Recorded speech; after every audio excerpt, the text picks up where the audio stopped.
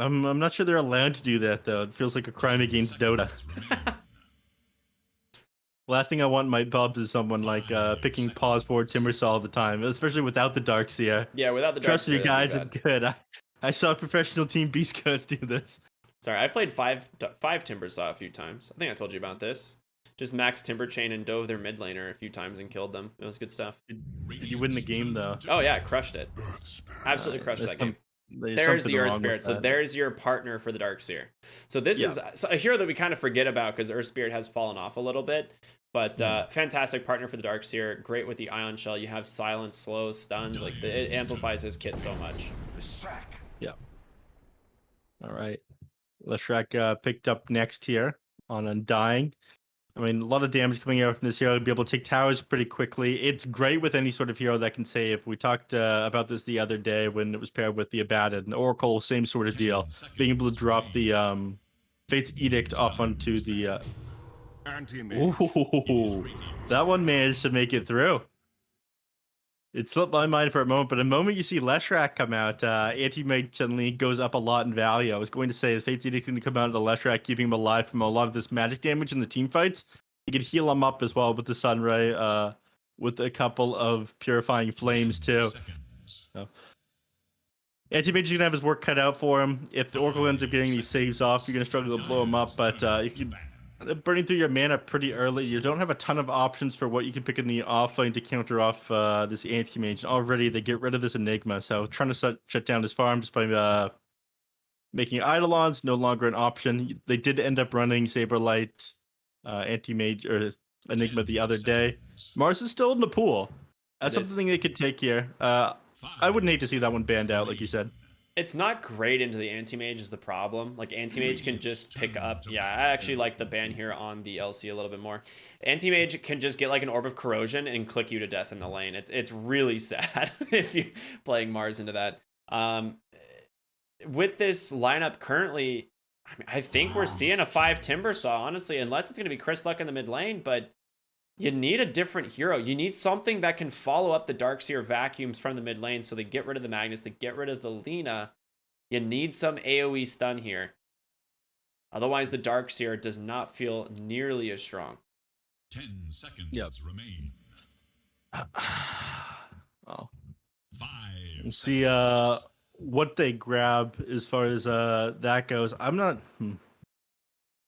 not sure what's left with like the AoE disable from either the mid or the support role. I mean, they could just go completely crazy and run the Earth Spirit mid, right? You could, and then Timbersaw 4, but then you're picking a 5 here. It just feels bad. I think they just want to pick a mid laner here that is solid for Chris Luck that he can play really aggressive with and follow up these walls with. And has that AoE disable? Yeah, because if you go for a vac wall play on the Darkseer and you have no stuns to follow it up outside of Earth Spirit's rolling boulder, it's going to feel pretty weak. Because they just BKB and walk out of the wall. Yeah. No, you don't have a ton of options. I mean, mid Sand King. Storm Spirit. I mean, eventually you'll have the Aghanim Scepter, but prior to that, it's good against the idea. Oracle, though.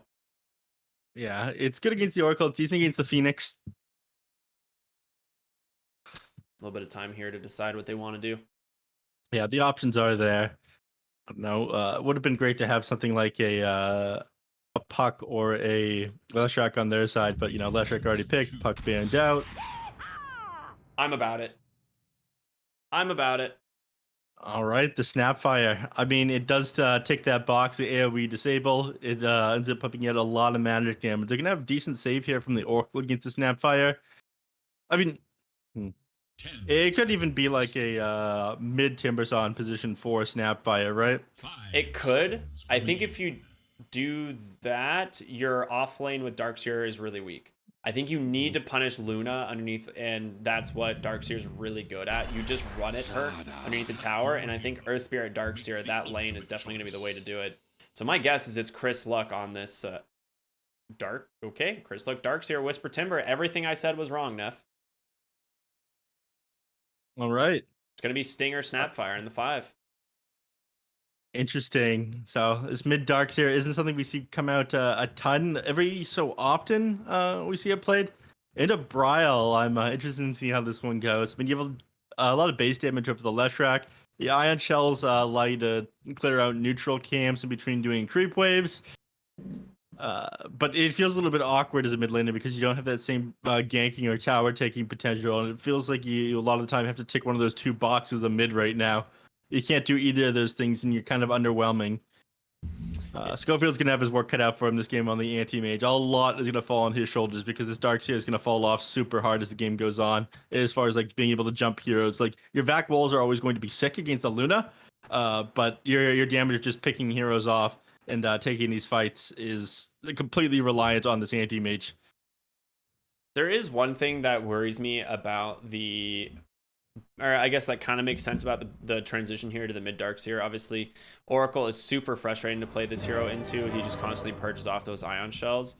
So you can get punished pretty easily going for like a dive on this hero. And as a result, they are just going to play Whisper on this Timbersaw instead. So we'll see how it goes here in game number 2 of Beast Coast versus Undying. Super excited to see how this one's going to play out here. All right, going to be starting in the top lane with Saberlight and Moon Meander. They circle that top area of the jungle. It's possible they plan on punting an observer ward down somewhere, or maybe trying to find a kill. I mean, you've got potential of just running someone down and killing him if you run a low movement speed hero on this slaughter with your Bash the Deep, but I don't know. Outside of that, not much. In the mid lane, Chris Luck, he tries to scout out he walked a little bit too far forward there. They ping out Chris Luck. Yeah. But yeah, he knows that there's no ward here. He drops an observer of his own. I'm not sure if they caught that one.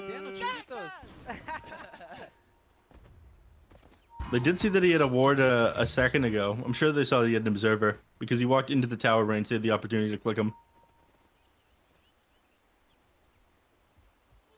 I've never seen a Darkseer against Leshrac matchup.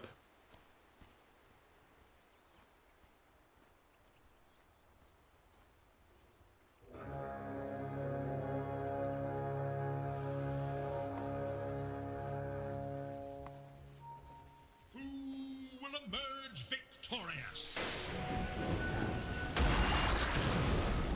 First blood. Yours.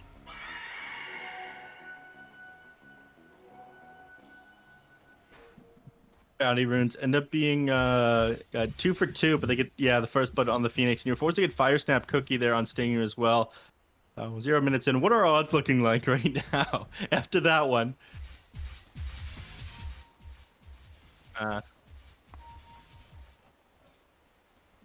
see.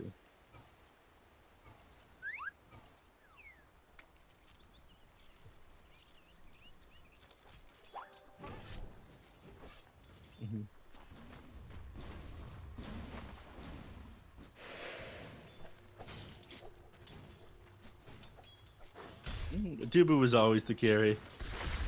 Chad of the team. Let's be real here. I mean, him getting a little bit of... Radiant's courier has been slain. That's just in unfortunate. cold blood. Yeah. Won't be able to do ward it for a little while still, though. Tamano's going to trade with Red Monster here.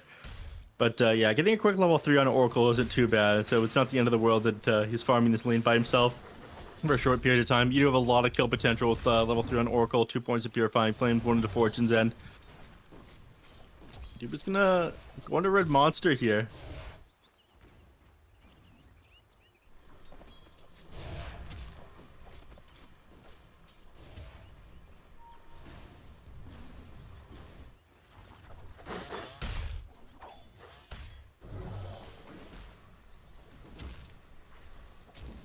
None on this stage shrink from fight.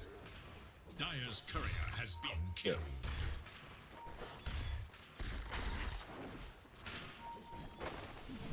Bottom lane. Oh. Ends up beating the chain off before he holds him up there. On the mid lane, Chris Luck has gone through a lot of his mana here, but you know, you do have Bottle, Water Rinse to work with right now, so he's never going to be in need of extra mana to drop these Ion Shells, I feel. That's one of the benefits of playing mid lane right now. The same sort of thing is SF. You can just spam out razors nonstop. You can spam out ion shell. So for that reason, the Darkseer in the mid lane is a little bit better. Browse played this one pretty well despite his like low base damage though. Like a bunch of stat items. Just like let's struggle a little bit, but yeah, now moving into the creep camps here, like we talked about. In the top lane, Schofield, I mean, playing into the slaughter isn't ever fun as the anti-mage. The same sort of deal as a Legion commander. It's just so easy for him to trade with any sort of melee hero as an anti-mage. Outside of being able to burn your mana down feels pretty underwhelming.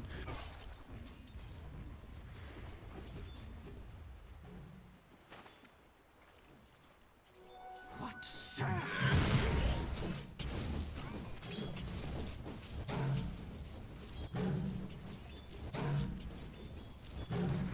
Radiant have fortified their structures against attack.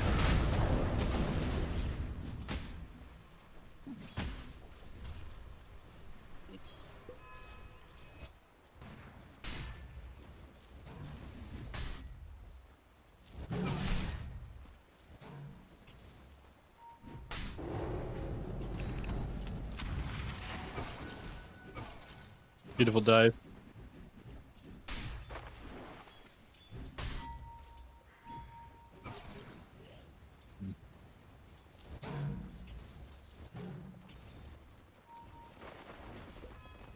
Yeah.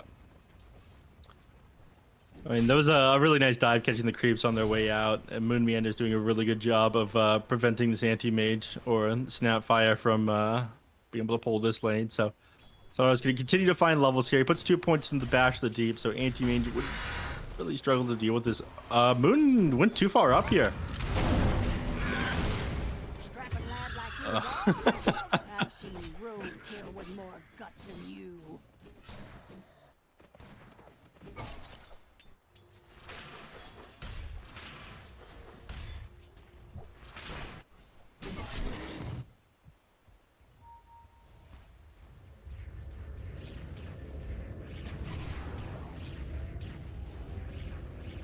Yeah.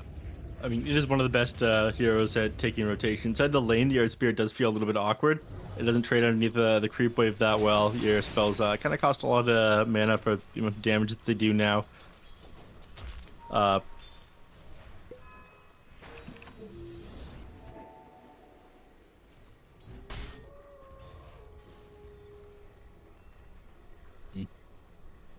I think we'll have an easier time dealing with this slaughter. He's going to need a little bit of armor himself, though. 6 against multiple points of bash the deep. I mean, he's almost level 5 on slaughter already. Even the Darkseer is going to struggle.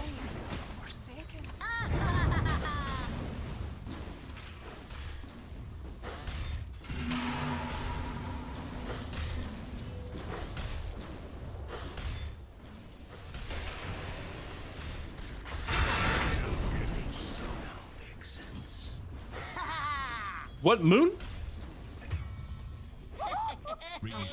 I don't know what happened. Did you see that?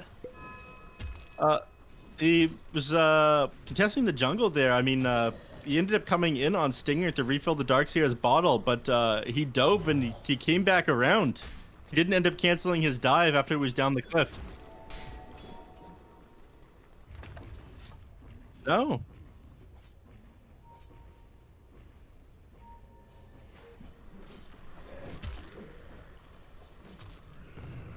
What have we here?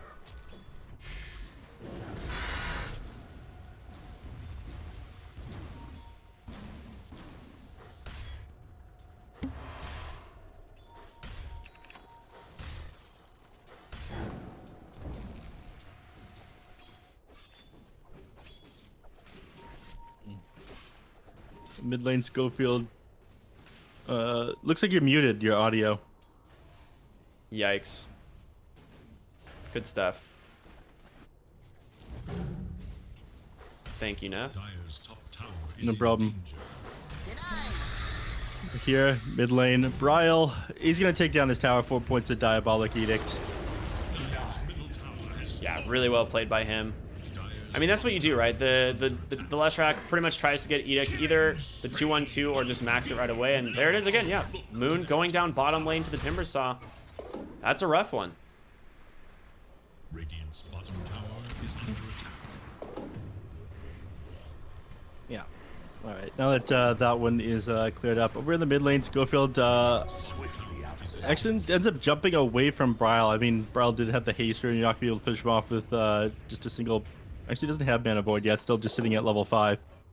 So Diabolic Gear level 4 ends up doing a lot of damage. Schofield, I mean, they try to go on him. Beautiful reflect off back onto Dubu though, and Bryle not enough mana to hit him with an split Earth. Is under attack. Schofield says, "Thank you for that little topping up of the health bar. Thank you." Dire should look to their top tower.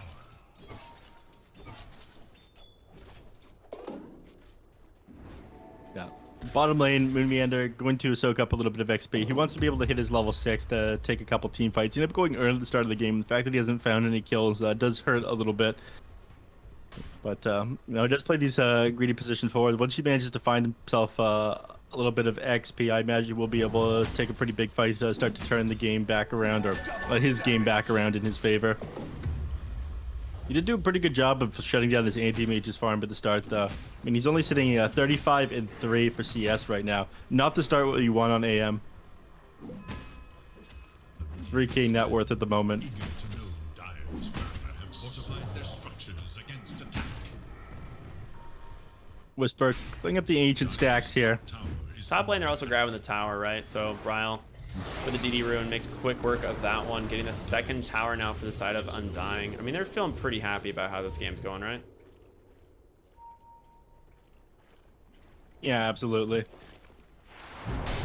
Mid lane, I mean, they're starting to invade the jungle here on Undying. A little bit more confident with the control over the map, having a couple more towers in them. Anti-mage is going to need a pretty long time before he's online. He's got his Claymore flying out to himself right now. But We're gonna have a little Moon's bit of a still fight here in the being- jungle. Whisper trying to get on top of Dubu, but a lot of damage coming in from Saberlight and Bryle. The question is, can they actually disengage? No! Just blown apart by this Leshrac. Yeah, I mean, all this for the sake of making a little bit of space for the anti-mage, and, you know, even with not the best start, having gone down a couple of times, Moon being an absolute nuisance, putting his fire spirits out in Schofield as you're trying to farm the camps. Anti-mage does edge closer to this. Battle Fury is working on no power treads he has, so whenever the fire spirits get dropped on him by Moon Meander, he really struggles to grab that CS at the moment. top tower Makes is Schofield's game a little bit annoying.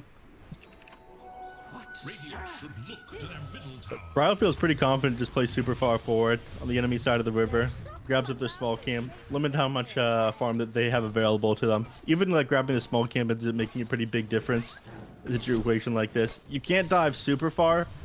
You are playing against an Earth Spirit who's just going to be able to continuously chase you if he's got Rolling Boulder at a high level. 4-second cooldown is pretty impossible to get away from.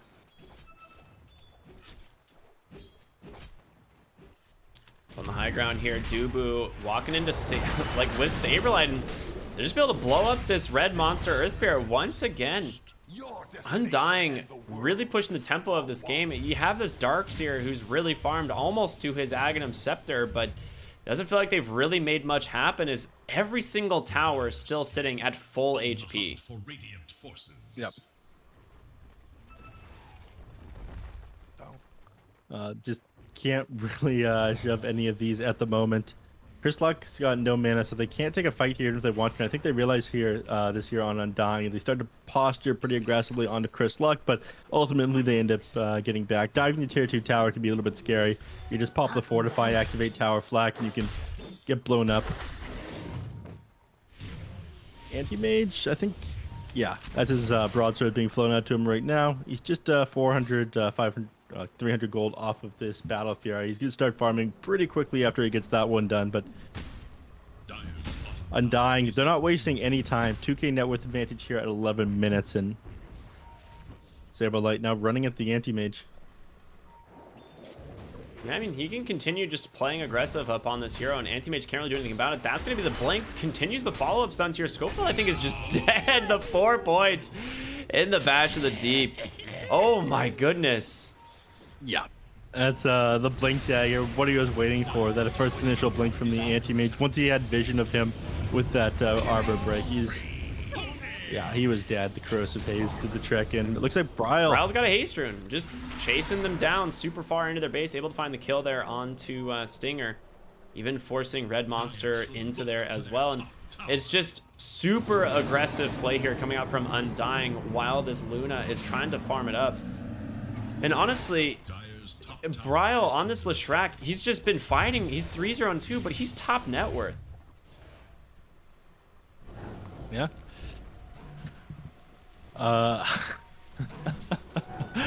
He's just oh. Fight my. breaking out in the river. Nice vacuum wall. The silence in. Dubu will be able to save Brian, but there's a high ground egg. They take down 2. Bryle does need to be careful. Stinger trying to get there in time. Not going to catch him with that little shredder, but Bryle just chased down by Whisper. They're going to find themselves 3 kills, and Moon already committed the dive. They could just go ahead and chase him under the tower here. This Phoenix, no chance at surviving against Timbersaw. I think he knows, just trying to slow down this wave push instead, and great play here. Triple kill for the way of the Timbersaw. Yeah, a lot of AoE damage coming out of them in that fight. You know, you're great at finding these solo pick-off kills, but when they're ready to mount a defense there and they have all their cooldowns available, if Whisper can get, like, not blown up at the start of these fights, he can do a lot of damage. Exactly what happened there. Same goes for the Mortimer Kisses that Snapfire was able to get on the back line. Moonmeter had excellent positioning of his egg in that team fight, but it just, at this point in the game, doesn't do nearly as much DPS as, like, Timbersaw, who's able to spam out his abilities, or the Mortimer Kisses. Going like forward into the game, I think when Stinger gets like a blink dagger, Moonmeander's job is going to be a little bit harder, but again, did have pretty good positioning of that egg in that team fight. Just the rest of the team not so lucky. He's going to be going for a Spirit Vessel regardless of the fact he had a little bit of a rough start and he doesn't have any earn charges just yet on Moon. But I do like that one quite a bit. Against the Darkseer, against the Dubu, and just find a kill on the Stinger. Yeah, just getting chased down by this Slardar. I mean, Saberlight's just getting super aggressive after that Roshan. Continue what you're saying, though. I mean, there wasn't a lot to happen in there. You just got killed by a big fish. Yeah, Moonmeander. I mean, the Spirit Vessel is incredibly important against the Darkseer, against the Timbersaw. They want to be able to blow him up. I mean, Timbersaw already has Hooded Defiance on, just a lot of HP regeneration. You're trying to deal with, even without any stacks of reactive armor. He's going to regenerate so much HP in these team fights. So, reasoning there, even though still no charges for it. He's just been soaking XP and farm in this safe lane, right? Like, he hasn't really been playing near his team a whole lot. And as a result, you know, like you said, no charges yet on this Spirit Vessel. But at some point, right, it should end up paying off. I think they're still hesitant to play into Undying. I think they're working on a very specific timing. Once the BKB's done the Luna, you're not concerned about the Darkseer anymore. He's not going to be able to vacuum into the wall if you position yourself correctly and run him with the BKB. So I think that's what they're working on right now. Tomato getting that BKB done, and then, you know, everything coming together. Leshrac taking these early towers, being able to stand in the middle of these team fights. Oracle being able to save people, and Spirit Vessel coming out into the Timbersaw after they pick off like 1 or 2 heroes. They actually managed to continue to apply pressure here in the top lane. I mean, they've just been sitting here for a while on Undying, trying to get this tower. And I think with this next creep wave, they should. There's no... oh, they actually do have another fort available, so... Yep. We got odds here at 15 minutes, as I missed that one already. Let's see, though. Mid lane tower, a lot of aggression coming out from Undying. Or, I'm sorry, from Beast Coast. Yeah, and they're just going to lose this one finally, so give them a little bit more map control. It means take the bot and mid-tier 1. And the Mounted Defense against Tomato here, who doesn't have the BKB done yet, doesn't have the Mantis style. They're looking to turn things around on Whisper and blow up this tower. Diabolic Edict's doing a lot of damage with the TPing the whole squad in now. Saberlight's Invis up on the back side here, so you do have to be careful. I mean, his initiation with the Blink Dagger, if he finds one hero, has that Bash of Deep ready to go. Yep.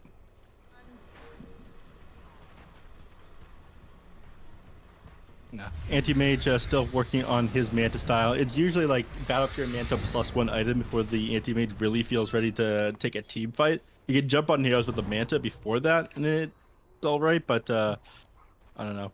Pretty squishy still is the problem, especially looking at the lineup of this Slardar Leshrac. Like, they'll just burst you.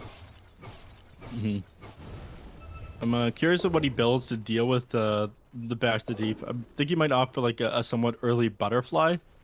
Basher wouldn't be too bad to just stay on top of this Leshrac either, though. Ive Scotty does seem good in a game like this. You're playing against multiple ranged cores. I mean, like the only hero that you're not selling by 50% is the Slaughter.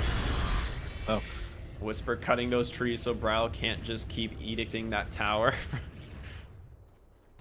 But yeah, they've done a good job protecting the tier 2. I mean, they've been up here on Undying for like 3 minutes trying to get this tower and have been unable to do so. So a decent amount of time wasted and space made for this anti-mage like you're talking about, trying to get to that Manta style +1.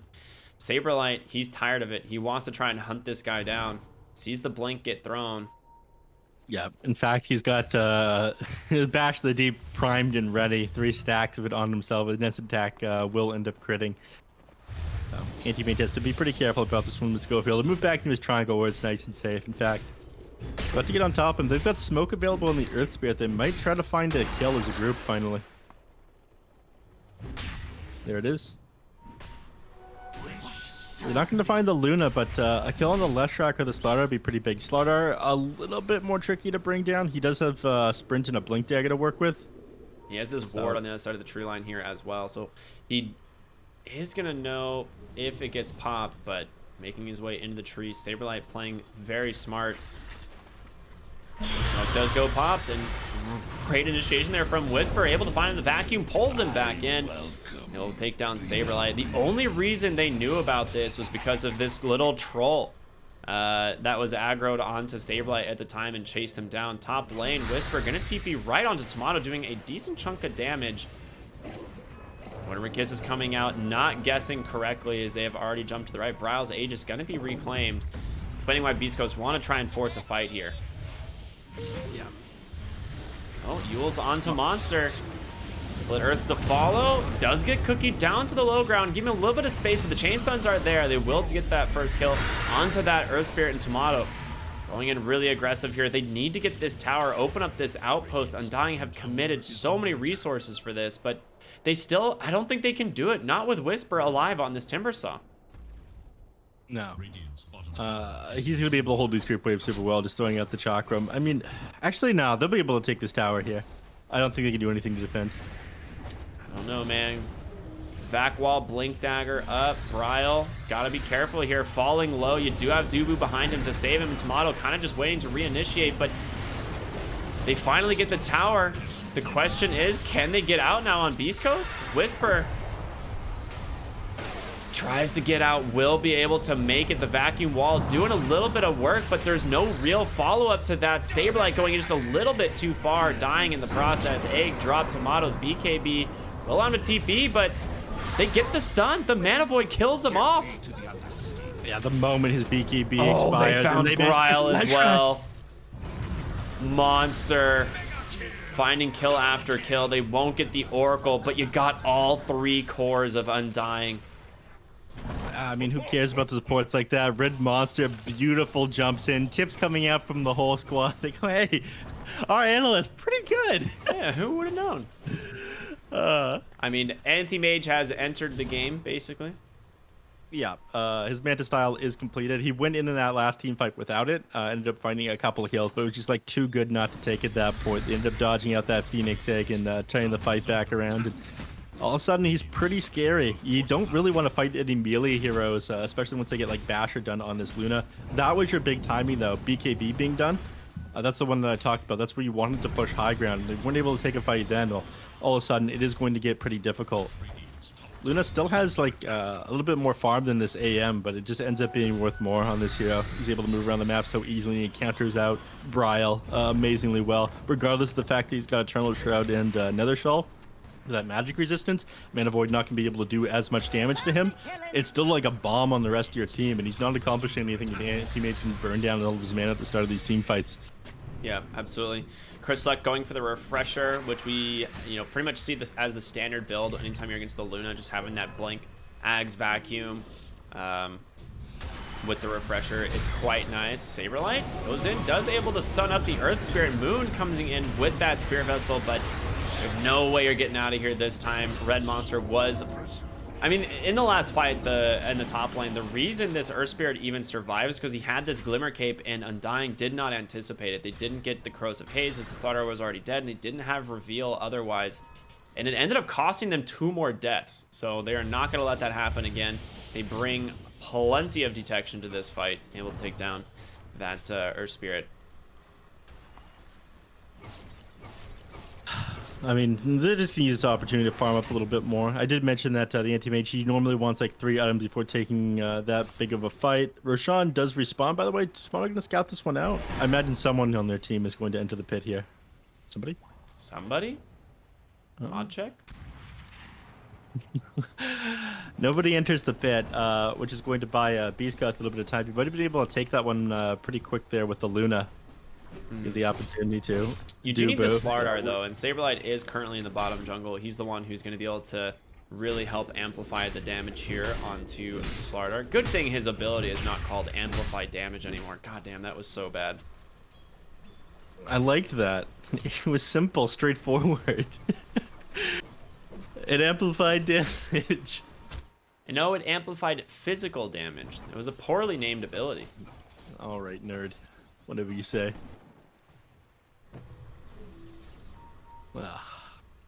I mean, it's... Corrosive Haze is a decent name for it, especially given that he's a fish hero. Mm-hmm. And Corrosion is typically anti-armor, right? Mm-hmm. Wearing down of metal or something like that? I don't know exactly. I'm grasping at straws You're just here. making shit up at this point. Yeah, exactly. What I can tell you about is this anti-mage. His butterfly that he's working on is his second item. That is absolutely insane. I guess he's not... I mean, it gives you survivability against the Slaughter. We talked about him being worried about the physical damage, so in these team fights, he's going to be able to... he's probably going to have to dodge out the initial Corrosive Haze and then work on his, like... I guess try to dodge out some of these bashes that come out from the Slaughter, stand his ground against him. Luna's going to absolutely hate dealing with this, but she's working on a butterfly of her own, and she's farming up much faster than the AM. Those Moonglaive bounces. Other heroes on the map, I mean, Moonmeander working on his Shiva's Guard. It makes sense. He went for this early Spirit Vessel. He wants to be able to reduce how much HP they regenerate here on the Beast Coast heroes. They haven't gone for a mechanism or anything like that, which is a little bit odd for Darkseer even in the mid lane. It's just like, you know, you have a fairly high HP regen with this Refresher Orb. You have a lot of HP regen with Kaya Sange on Timbersaw, the Hooded Defiance, your reactive armor. So the Timbersaw struggle to tank things up in these fights, but it does seem like a very, all right, we want to get this game done as quickly as possible. This is going to be the last item I build, the Shiva's Guard. If we end up having to take this late, Schofield is going to run over us. Yeah, I was going to notice, I think they're waiting on this butterfly from the Luna, who does have it now, and this is going to be a big timing for her. She can get really active with this. The Kaya finished up here onto Leshrac as well, so Kaya Sange completed. And I think you're correct. Like they really need to get active here and start taking fights against Beast Coast, because if they don't, this late game anti-mage, especially with the Darkseer here as well, who just finishes up a Refresher Orb, it's gonna be really hard to win fights. Yeah, Schofield, I think, is gonna find this bottom tier 2 tower, and he draws closer to his butterfly. He's only like 200 gold off at the moment. He's gonna have it almost as quick as this Luna. They're smoking up. Sam can get this one completed and connect with the rest of his team and take this fight. I think they win it pretty handily after he gets butterfly. But I'm not sure he's gonna have that time. They're scouting hard here on Undying. They are. I mean, Timbersaw's not there to go on Whisper. Finds the smoke, though. That's the tankiest hero you got, so it's not a bad scenario. Saberlight pops that BKB. Saber trying to just beat him down, but Whisper Timber chains away. There's gonna be the first vacuum, pulling in 2, but he's got that second, and Tomato does need to be careful. The A comes out, just gets shredded, and now you're in some trouble here on the anti-mage. He's got to be able to survive. He gets cooking forward, but there's the second vacuum. There's no wall, though. Finally gets dropped. Tomato laying into these heroes, though, able to take down the anti-mage. Saberlight pops next. Whisper able to walk away. Tomato triple kill going the way of the Timber, but this Luna is so dang strong, and with this Corrosive Haze here on the monster, he can't get out. A return triple for the Luna. I think they lost that fight because of a Centaur. I'm looking at the death summary. I'm curious what chain stunned up this anti-mage. The Centaur Warrunner kept him stunned in that team fight, stopped him from blinking out of his initial blink in. Ooh, my lord, that is not good. Did that get pulled up by the vacuum by chance? I think it did.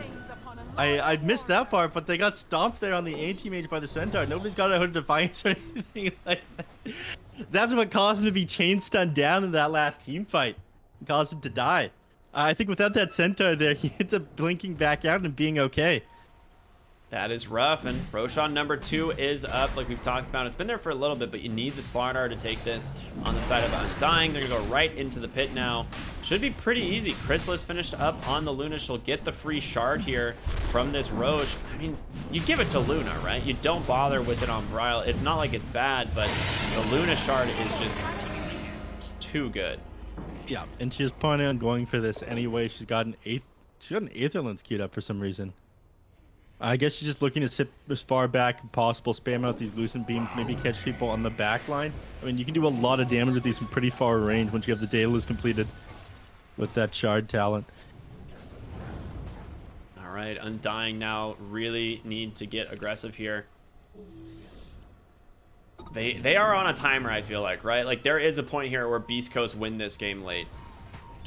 I don't think Undying had much business winning that last team fight against the Butterfly on this anti-mage. Now they're going to feel a lot stronger, though. Snapfire nearly just died. She just died to 3 Lucent Beams. Okay. Yeah.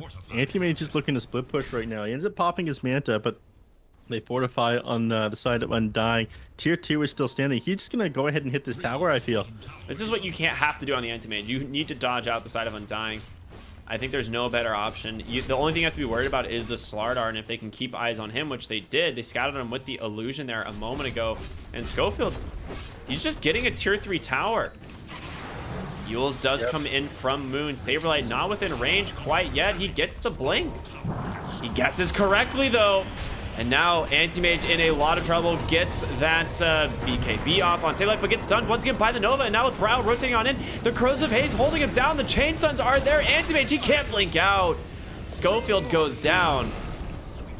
I mean, Schofield did an excellent job of keeping that Slaughter at bay for a little while. Ended up, I think, reflecting off 2 of those Corrosive Hazes with his Spell Shield, but eventually ended up landing the Chain Stun. He was caught on the very tail end of that Supernova. Otherwise, I think he would have gotten out of that one as well. So they are doing a good job of keeping this Anti-Mage locked down. He's probably going to be thinking about status resistance after this one. Uh-oh, Tomato. The Lucid Beam spam Stinger. He's got to run. Gets a Force Staff out. He's going to be fine. But Luna, level 25 now. I'm assuming, well, this game probably is going to take the lifesteal talent, but we'll see.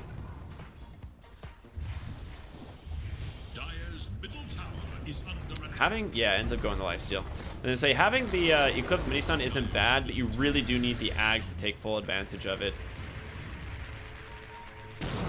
Whisper Aghanim Scepter here with a double Chakram will be able to help clean up these creep waves pretty easily when they do come in, but they're cutting all the waves here on the side of Undying. Beast Coast trying to get out of here on Red Monster. He wanted to try and get this bottom wave and will delay it as Saberlight unable to come to the fight potentially. Ooh, Moon. Almost back to the high ground. Would have been a pretty sick play, but has dive available.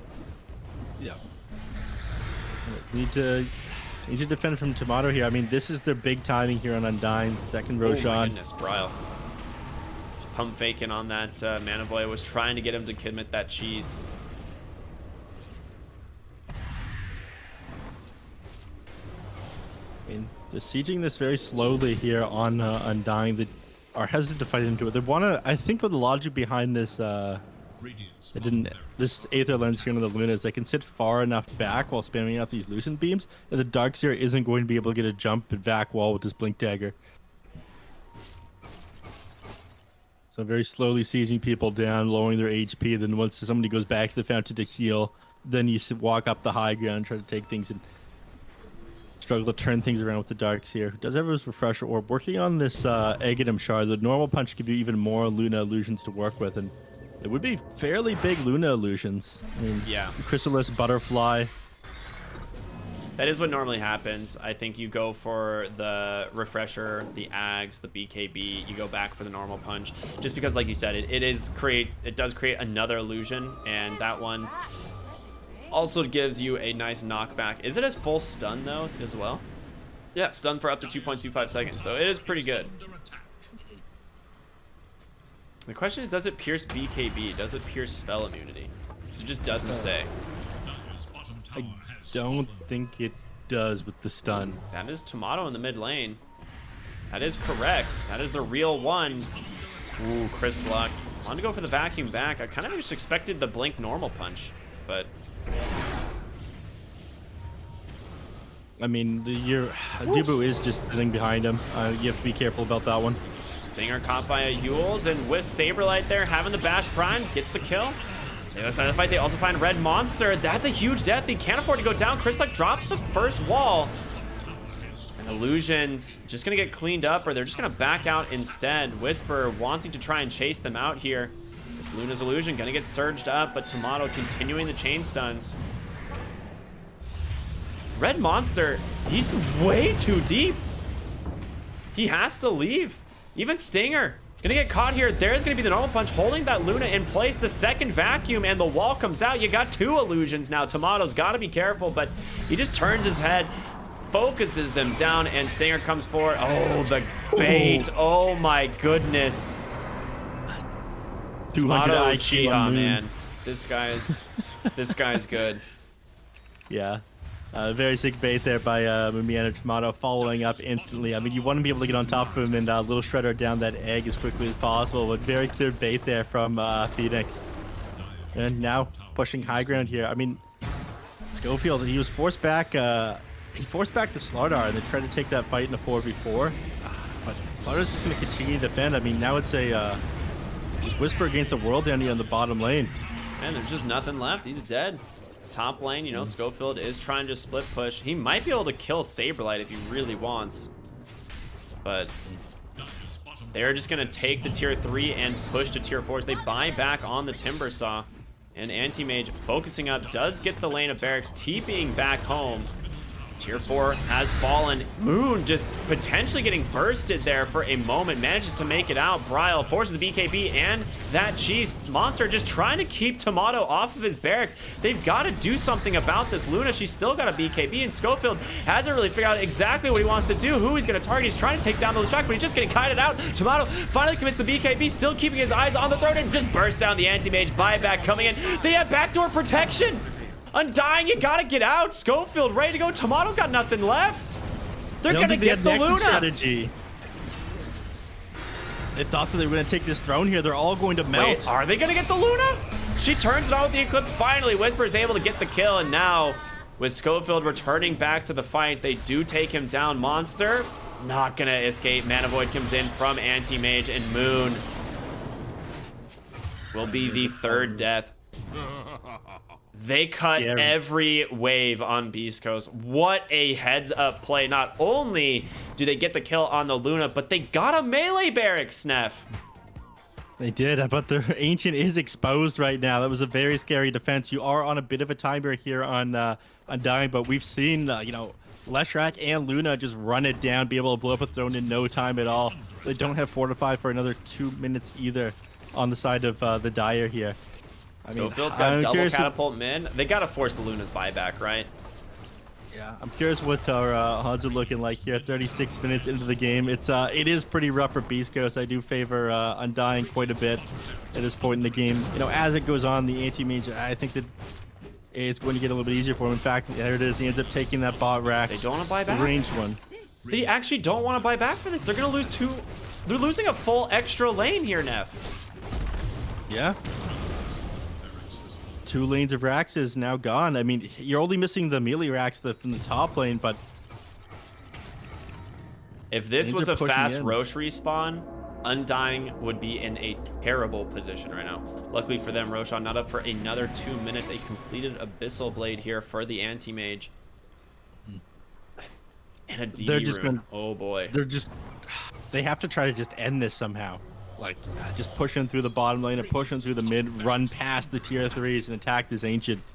I feel like that's their only strategy for winning now. It's 45 seconds till you have fortification.